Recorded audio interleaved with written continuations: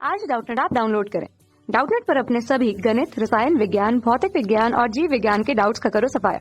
बस प्रश्न की फोटो खींचो, एक ही प्रश्न को क्रॉप करो और तुरंत वीडियो सोल्यूशन पाओ। अभी डाउनलोड करें।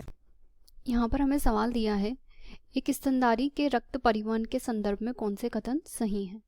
और हमने यहाँ पर ऑप्शंस में दिया है, ऑप्शन ए है हमारा बायां ऑरिकल फेफड़ों से ऑक्सीजन युक्त रक्त को ग्रहण करता है। बी में दिया है पल्मोनरी धमनी ऑक्सीजन युक्त रक्त को फेफड़ों से बाएं ऑरिकल में वापस भेजती है। सी में दिया है पल्मोनरी शिरा दाहिने ऑरिकल से अशुद्ध रक्त फेफड़ों में ले जाती है। तथा डी में हमें दिया है अशुद्ध रक्त बाएं ऑरिकल में वापस जाता है। तो हम पहले हमारे सवाल को यहाँ समझते हैं। हमारे सवाल में हमसे पूछा है कि जो स्तनधारी होते हैं उनमें जो रक्त परिवहन पाया जाता है वो रक्त परिवहन इन सब में से कौन से गुणों को यहाँ पर प्रदर्शित कर रहा है, यह हमें बताना है।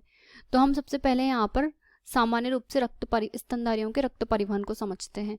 तो हम जानते हैं कि जो स्तनधारियों में रक्त परिवहन होता है वहाँ पर ये बंद प्रकार का होता है।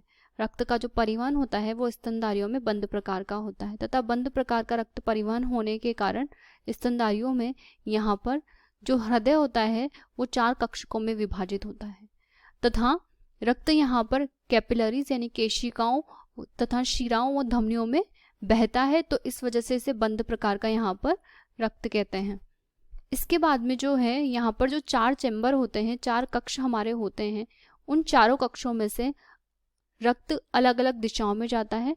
तो हमें पहले ये देखना है कि वो रक्त यहाँ से किस दिशाओं में जा रहा है।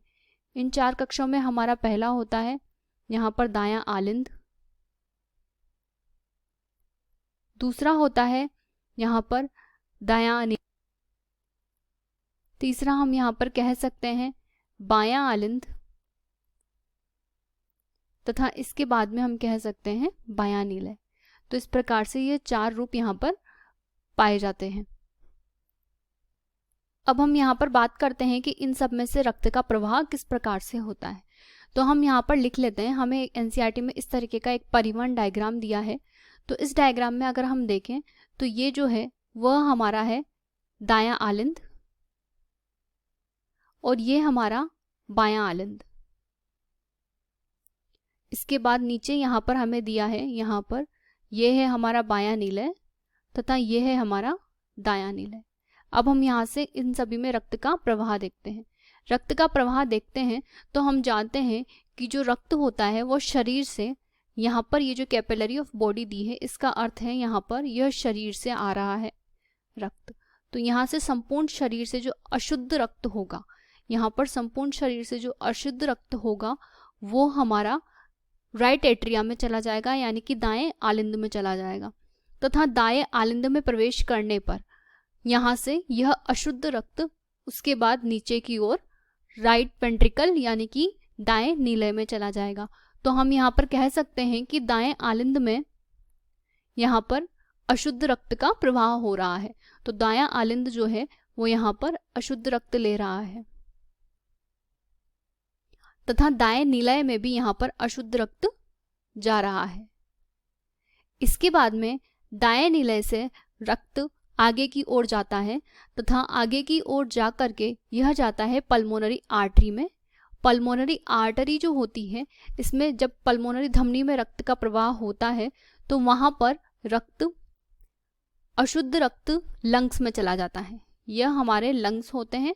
तो जो लंग्स होता है उनमें अशुद्ध रक्त चला जाता है, फेफड़ों में अशुद्ध रक्त चला जाता है और वहाँ पर फेफड़ों में इसकी अशुद्धता को हटाया जाता है तथा इसमें ऑक्सीजन को जोड़ा जाता है।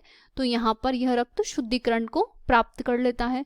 तो जो लंग्स में गया वो रक्त अशुद्ध था तथा यहाँ से यह शुद्धिकरण करके आगे की ओर बढ़ता है। जब शुद्धिकरण करके रक्त आगे की ओर आता है तो यह प्रवेश करता है लेफ्ट एट्रिया में यानी कि बाएं आलिंद में।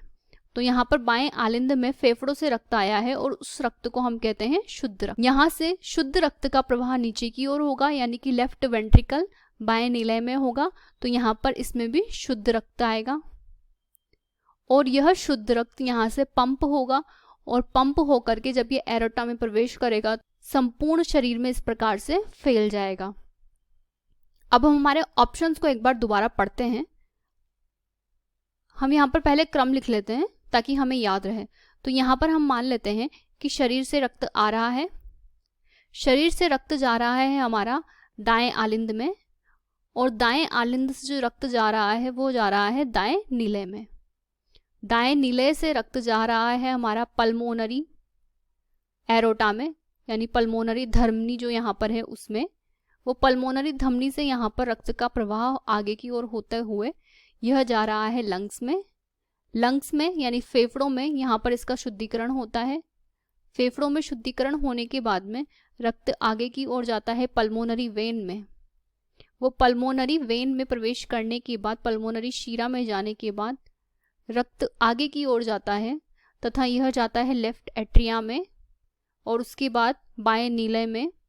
बाएं नीले से रक्त आगे की ओर बढ़ता हुआ यहाँ पर हमारे शरीर में पुनः फैल जाता है। अब हम यहाँ पर हमारे ऑप्शंस को चेक करते हैं।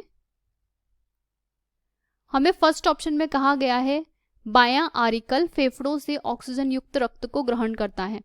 तो यहाँ पर जो हमारा बायां आलिंद है वह फेफड़ों से ऑक्सीजन युक्त रक्त को ग्रहण कर रहा है, तो उसे शुद्ध रक्त कहा जाएगा। तो यह बिल्कुल कथन सही है हमारा।